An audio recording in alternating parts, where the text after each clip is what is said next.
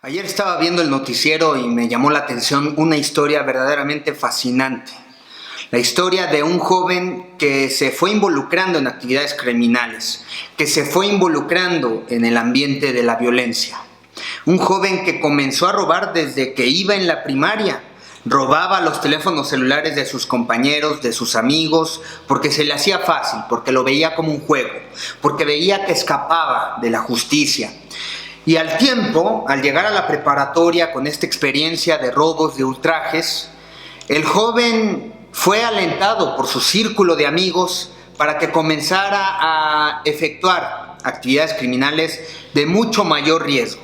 Así comenzó a adentrarse en el robo a ciudadanos que eran transportados en combis.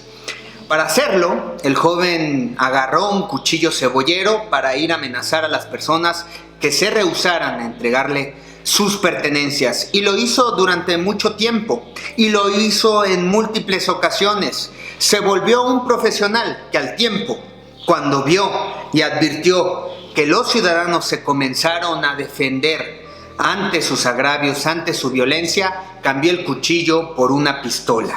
Y decía él que se llenaba de satisfacción cuando veía a los ciudadanos verse humillados ante la amenaza de quitarles la vida con una pistola.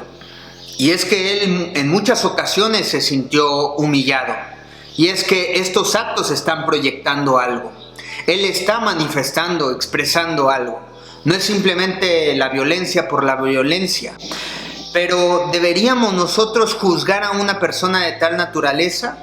Nosotros advertimos que todos tenemos las más profundas razones para ser quienes somos y para hacer lo que hacemos. Todos estamos en busca de aprender, todos estamos en busca de desarrollar nuestra conciencia. Pero las personas en nuestra cultura no advertimos eso. Pensamos que la situación de la vida cotidiana, la situación del torbellino de la vida cotidiana ocurre nada más porque sí, y hay buenos y hay malos. No conciliamos que somos una sola especie, que somos una sola familia y que tenemos que ir creciendo como conjunto, porque todos formamos parte de una sola conciencia. Pero esta conciencia ha estado dormida por estar bajo el yugo del imaginario colectivo, que no tiene razón, que no está despierta, que está buscando llenar y colmar los vacíos de su propio pecado original. Y es que la palabra pecado proviene del origen griego, del latín, es una palabra del griego antiguo que significa no dar en el blanco, fallar en el blanco, y era un término usado por los griegos para hablar cuando el arquero fallaba en el tiro al blanco. Significa errar en la existencia humana, significa que nos equivocamos naturalmente, que estamos en un proceso de desarrollar, de afinar nuestras condiciones y competencias espirituales en esta existencia humana. Lo más maravilloso de esta historia es que el personaje nos da tremendas lecciones, de que él se rescata a sí mismo, de que no fue ninguna autoridad, no fue ningún centro de rehabilitación el que produjo que esta persona de pronto advirtiera que lo que estaba haciendo estaba incorrecto, de que se había equivocado, de que sintiera el arrepentimiento por sus pecados, por sus equivocaciones. No, fue una frase en uno de sus últimos robos, en una de las carteras que él ultrajó. La abrió y vio que había una fotografía de una señora ya mayor. Al reverso había una frase que decía: gracias, mami, por este lindo y único recuerdo. Es el único recuerdo que tengo de ti. La persona con esa simple frase tuvo una epifanía en su conciencia y reformuló los procesos de significado. Al leer esa frase se advirtió un destello en su conciencia, un brillo comenzó a despertar. Sintió el arrepentimiento de sus pecados, de sus equivocaciones. No quiero volverme a equivocar. La persona, por decisión propia, de forma individual, se retiró del crimen, se retiró de seguir promoviendo y ejerciendo la violencia y fue a buscar ayuda. por propia decisión. No porque de pronto alguna política pública advirtió que esta persona se rescatara a sí misma. No por algún centro de rehabilitación ni por alguna medida altruista. Su propia conciencia, con una frase, de pronto despertó. Ese es el poder de las palabras, ese es el poder de las frases. Por eso es muy importante la comunicación, por eso es muy importante hablar con la verdad.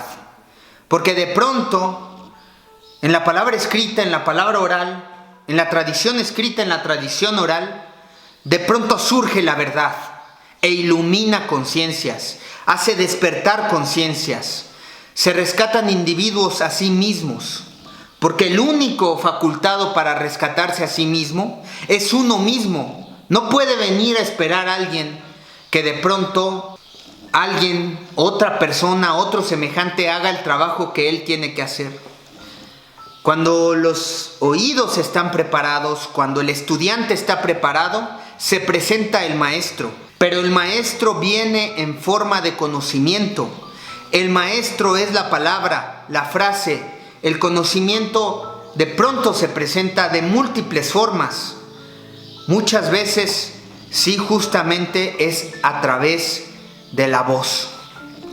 La voz del conocimiento, la voz de la sabiduría, surge, va como el viento, se escucha de pronto en cualquier persona, a través de la experiencia de cualquiera de nuestros semejantes. Por eso hay que estar atentos, por eso hay que estar despiertos, porque la verdad está en cualquier parte, en todo momento. No podemos esperar que solamente está en alguna parte del planeta Tierra. Todo el tiempo se está tratando de hacer escuchar la verdad, de cualquier forma, de cualquier circunstancia, en todo momento, a través de cualquier canal. Pero son las personas las que escuchan, somatizan, experimentan, las que advierten al interior, en su escenario interno de conciencia, la verdad. Cada uno está en busca de ello.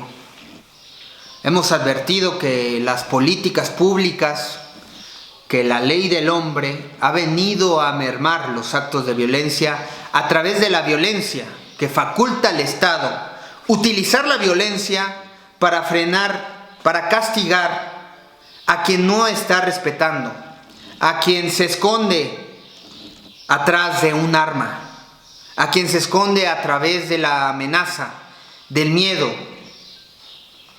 Nuestros representantes públicos han tenido la desgracia de tratar de gobernar con el miedo.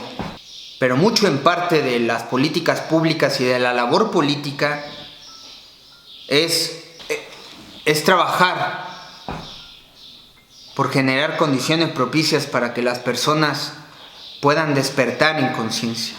Ese ha sido uno de los trabajos de las labores educativas, pero la educación ha venido fallando durante mucho tiempo. La educación ha venido fallando durante tantos años y lo estamos viendo hoy por hoy. En todo rubro se descomponen las familias, se descompone la sociedad, se descomponen los individuos. Y si tenemos individuos descompuestos, tenemos parejas descompuestas.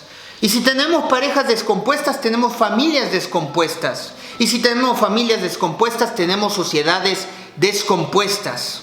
¿Cómo arreglar entonces esta falta de plenitud que hay en todo espacio, en todo lugar donde se desempeñan los individuos? Lo que buscamos verdaderamente es la paz, porque sin la paz no podemos tener felicidad, porque la paz no es aburrimiento, porque la paz es plenitud, porque la paz es desenvolvimiento, es despliegue, es potencia, es liberar el potencial que traemos dentro para servir a los demás, para servir al mundo, para tener una conexión profunda, intercomunicarnos unos a otros, nutrirnos unos a otros, bajo las emociones de la armonía, bajo las emociones del servicio, siendo uno mismo.